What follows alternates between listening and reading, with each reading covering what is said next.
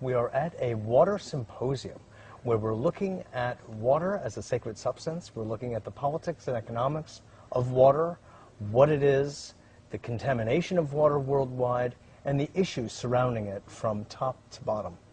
In that light, we have one of the most renowned doctors who have come out publicly about the subject of water and is the author of two most interesting books.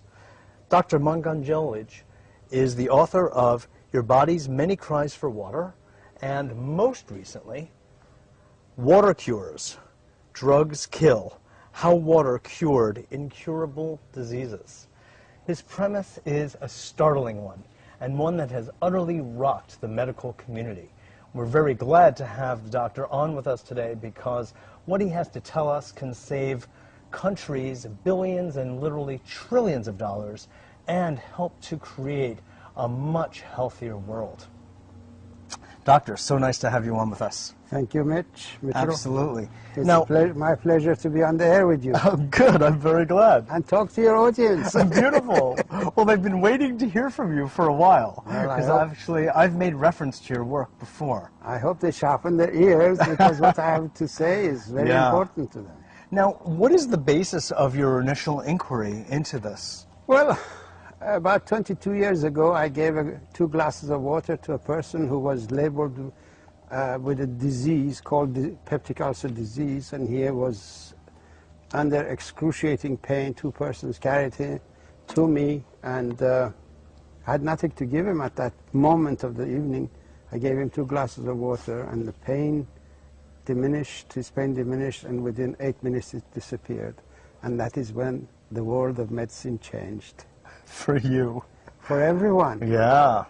Because I realized that water has medicinal properties, the like of which we have never understood. As you know, I'm a trained medical doctor. I was trained at St. Mary's Hospital Medical School of London University. I had the honor and the privilege of being selected as one of the resident doctors of my own university, and then I had the extreme honor of being one of the last students of Sir Alexander Fleming, who discovered penicillin. I'm telling you this to let you know that I was brought up in scientific environment of medicine. So when I discovered that water has medicinal properties, I realized that this topic was never taught to me at the school, and I became curious, so I continued to research the medicinal properties of water. And in 2 years and 7 months, I treated over 3,000 people with peptic ulcer disease with water successfully. And I made a report on this discovery, and it was published as the main editorial of the Journal of Clinical Gastroenterology in June of 1983. And New York Times picked up the article and commented on it, and it was syndicated all over the world. Announced to the world that water had medicinal properties. I was hoping that someone would pick up and take off from there in the scientific medical community, and I was surprised when I discovered that nothing was happening. So I became a little bit upset with my colleagues in medicine, because this is a tremendous discovery to realize that water is a medication, but no one is looking at it. Or acting on it. But let me just ask about that study where you got 3,000 positive cures. Yes. How many were the number of people in the study? Oh, there were lots of people.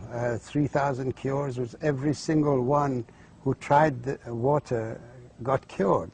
Oh, so 3,000 of 3,000 got the cure? Yes, oh, absolutely. Okay. This is the important thing. Yeah, sure. Because then I came away with the understanding that these people were just thirsty. I was quenching their thirst. And we in medicine had labeled thirst as a disease. So this was the challenge before me. Oh, thirst is considered a disease? Well, in modern medicine, yes. That's what they are doing. They're treating all these so-called diseases of dehydration with medication. That is why we have the sick care system. That is why we have a so-called sick care system that is costing this nation, American people, $1.7 trillion every year, and it's rising to 12% every year. Well, because we in medicine never understood water, never realized that water is important, and we've always thought that it's a solid matter that dissolves in the water in the body that's important. so you helped to change the paradigm from thinking about the solid or solutes to the solvent. That is the correct. liquid. That's in 1987. I presented the guest lecture of a cancer conference under the title of Pain and Need for Paradigm Change, explained that the diseases of the human body occur when the body becomes dehydrated. That dehydration is the origin of pain and disease in the human body, including cancer. And this shocked the scientific community. Yes. It really shocked them to total silence at the conference. But one by one afterwards they came and thanked me for this information, because I had explained to them it's not this one item, one particle or another particle that causes the disease. In my approach, it's a system upheaval. A system, when a system is not functioning, it's that system that produces symptoms of dehydration that we've assumed to be disease conditions. So basically what you're saying, doctor, is that virtually all, if not all, diseases are really caused by systemic dehydration. All diseases are either states of dehydration, complications of dehydration, or consequences of dehydration. God almighty. And water is a nutrient. It is the deficiency of this nutrient in the body that causes the health problems. Depending on where this nutrient is missing in the physiological arena of the body, that area begins to manifest the symptoms of that deficiency. And we have labeled these symptoms of deficiency as diseases. The human body manifests dehydration in 4 different ways. Perceptive feelings. When you're tired, you haven't done a good day's work, it means that you're short of water, because water is the main source of energy to all living things. It is water that energizes all physiological functions. When you break down meat, a chunk of meat, unless water is there to break it down, that meat is absolutely useless. It has absolutely no energy for your body. It is only when it's hydrolyzed, broken down by water, that the energy of meat comes out. But it's actually mostly the energy of water that is given to the meat. When you break down a piece of bread or a piece of cheese, it is the water that transfers its energy to what it is breaking down, and we assimilate that energy. So basically, yes, water Well, that's the transport function, the carrier function, which is generally known to medicine, is it not? It's not, no. That's not? The process of hydrolysis is a metabolism of water, and the medical community has assumed that water has absolutely no metabolism. It's an inert substance. It is a solvent, a means of transport, and a packing material. These are 3 life-sustaining properties of water. But water has 3 other life-giving properties.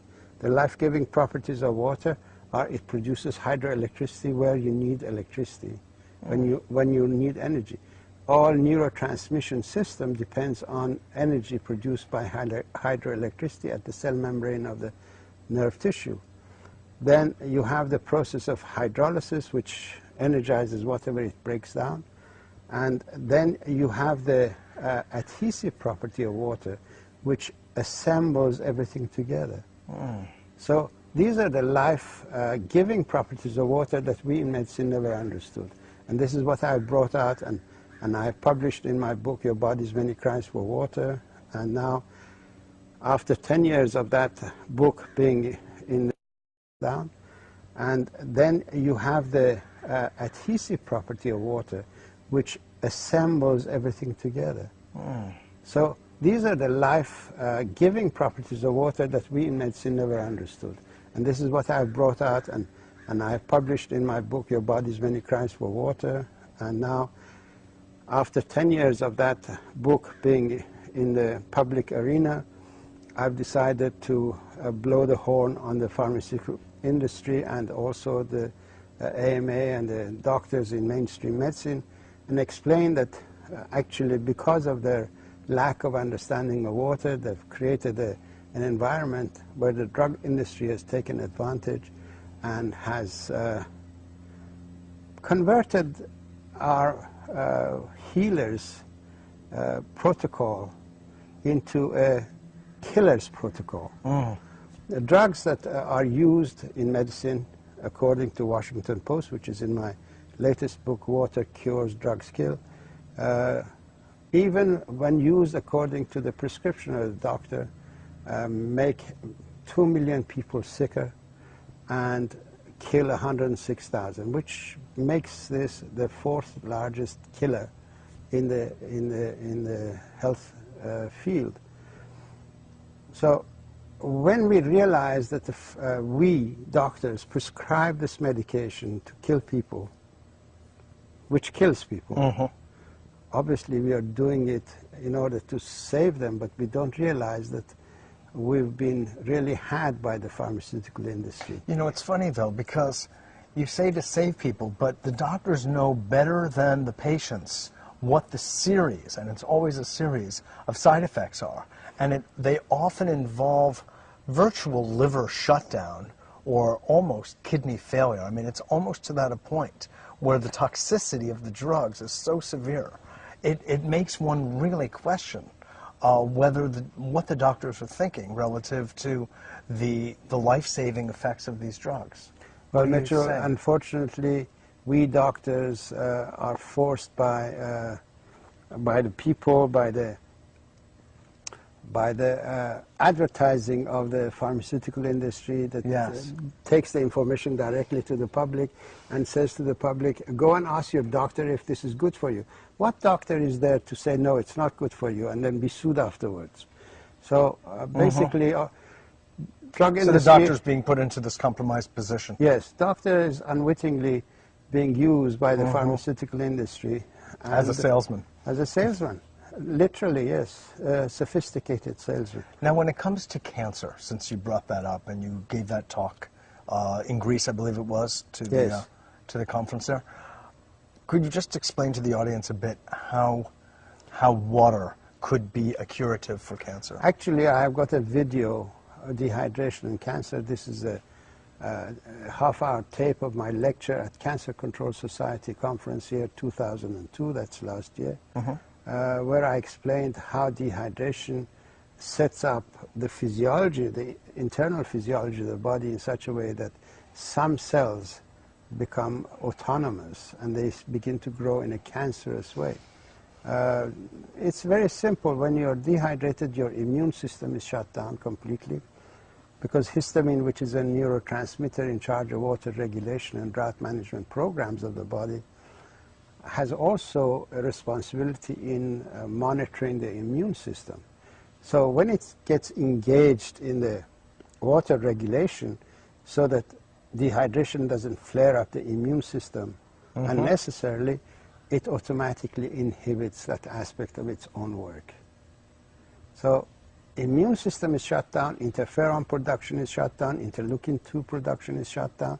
These are the elements that you require in order to find cancer cells or any immune problem.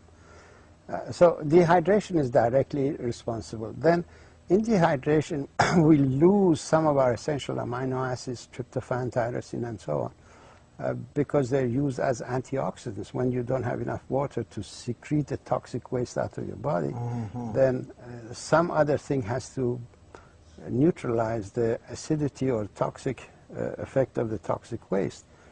Tryptophan is used in that capacity, tyrosine is used in that capacity, lysine is used in that capacity, cysteine is used in that capacity. These are the essential amino acids that we need for our immune system.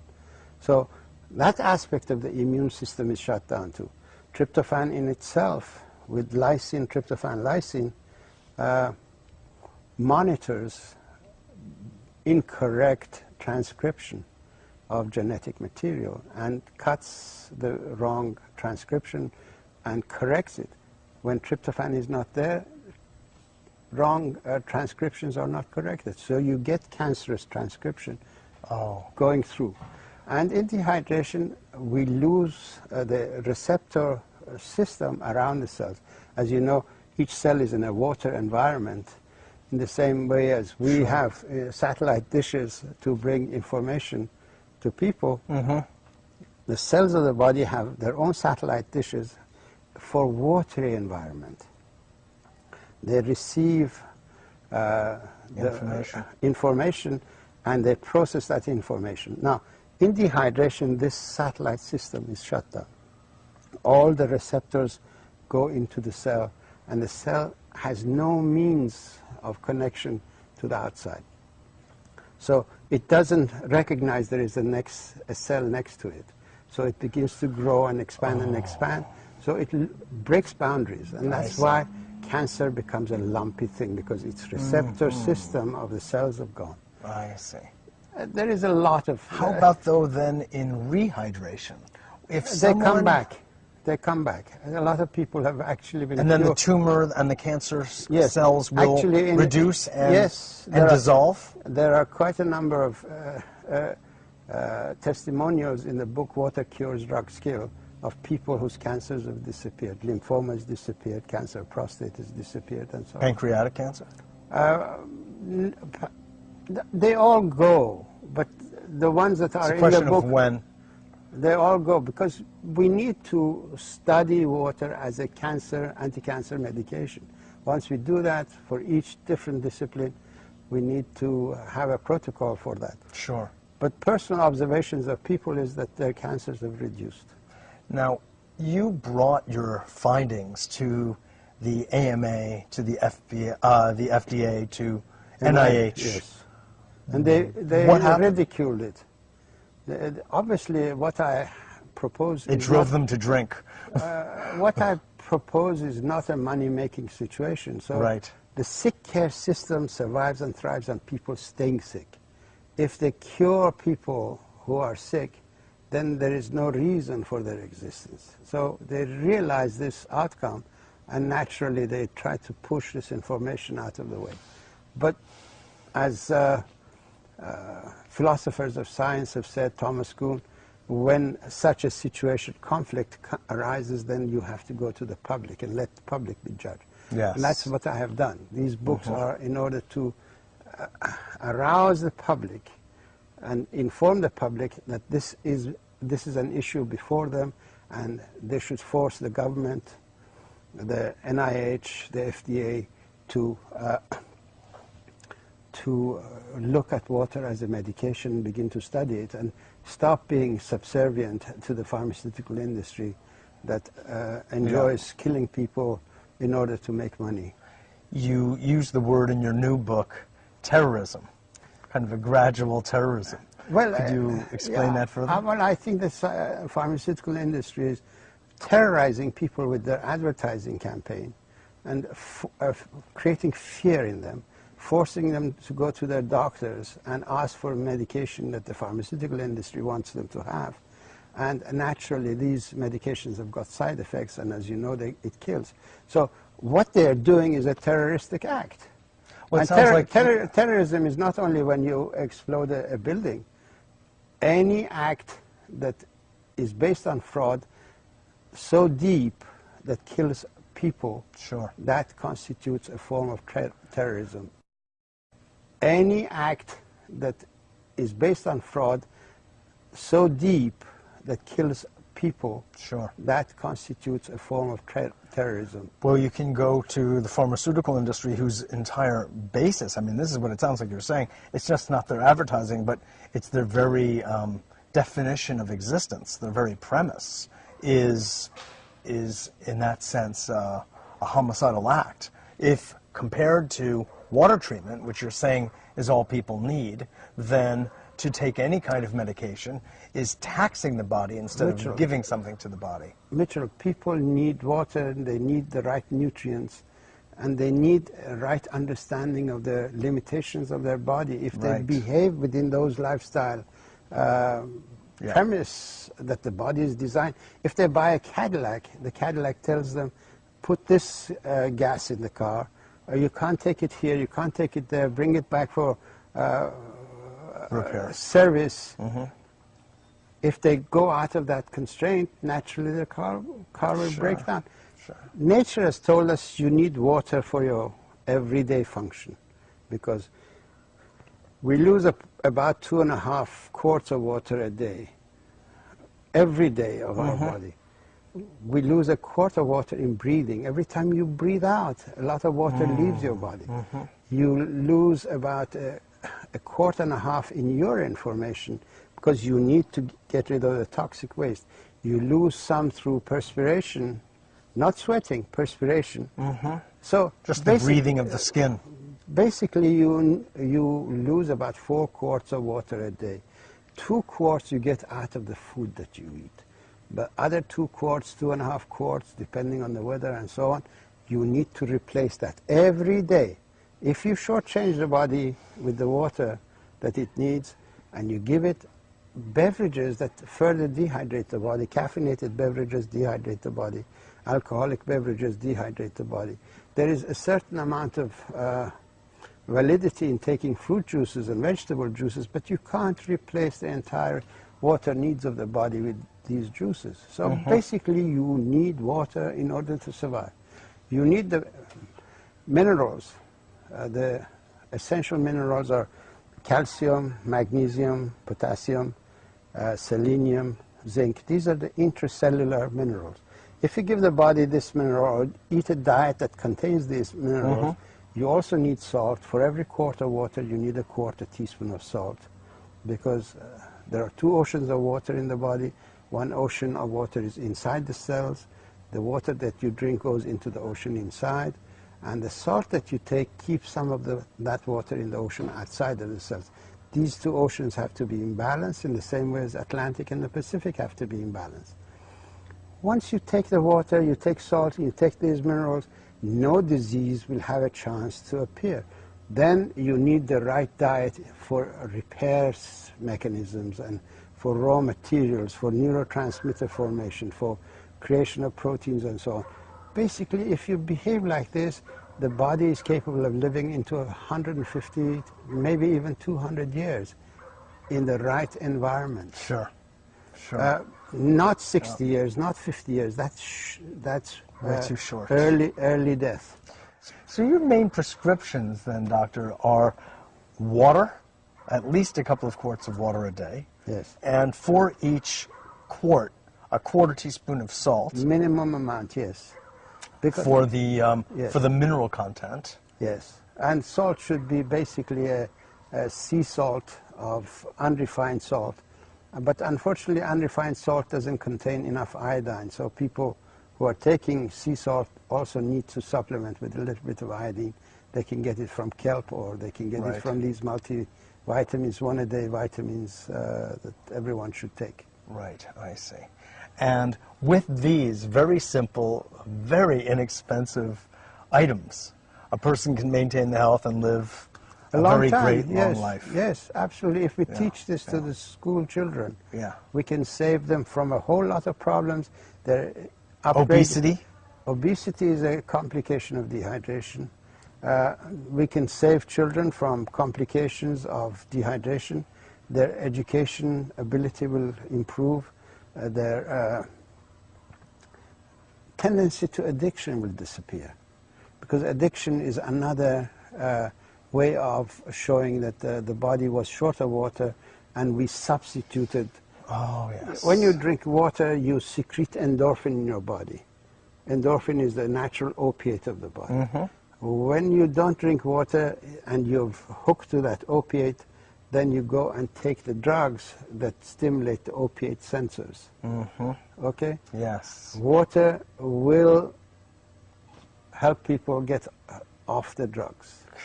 God. It's the universal solvent. It's a universal solution to the human body. And no one invented water. No one has got exclusive rights to water. And I have no claims to any water company. I don't push water because there is any reward in it. I'm a scientist, a medical doctor, a healer, and I'm interested in people getting the truth. And that is why I've written my book. If you hand me the book, I'll show it to the people. This is the book that people should read. Water Cures, Drugs Kill. This is 28 pages of explanation of why dehydration is the origin of disease, and there are 186 pages of how water cured the incurable diseases when the pharmaceutical drugs could not. It's a revelation that will transform the entire structure of medicine all over the world. And this is a challenge to the medical establishment, and people need to read this book and take it to their doctor, take it to their congressman, take it to their senator, and demand from these people to take their side and stop the drug industry terrorism against society. Medicine is, some medications are absolutely essential, antibiotics are essential. Sure. Some material is essential because there are certain conditions that you require a little bit of manipulation, right, but not on a permanent basis. To treat a person who reveals hypertension, which is a state of drought management program of the body, with diuretics and beta receptor blockers and calcium receptor blockers, this is a crime, truly a crime. I know that the medical community does it in ignorance, but nonetheless it's a crime against humanity. Water is a better diuretic than anything that they produce in the diuretic field in the labs. Right. Well, your work is definitely world-shattering and of great benefit to humanity. So, well, on behalf of humanity, I want to thank you. No, I don't try to. I don't try to make it that big, but it is. Water is big. You don't have to make it. It is. And I know the receptivity of the book, the reception of the book, has been that. Water is big. Yeah. Water is a medication against a whole host of human health problems. I've written AMA, FDA, and the NIH will have to stop being a party to the drug industry's rape of America. Their business-as-usual approach to healthcare can no longer be acceptable to the people who fund their existence. Well put. Well put. Thank you again. My pleasure. Absolutely. Thank you. This is Mitchell J. Rabin for A Better World, on location in Santa Barbara at the Sacred Water Symposium, and this is but a taste of the kind of work that we'll be doing here at this conference. Thanks so much for joining us, and I look forward to seeing you all next week.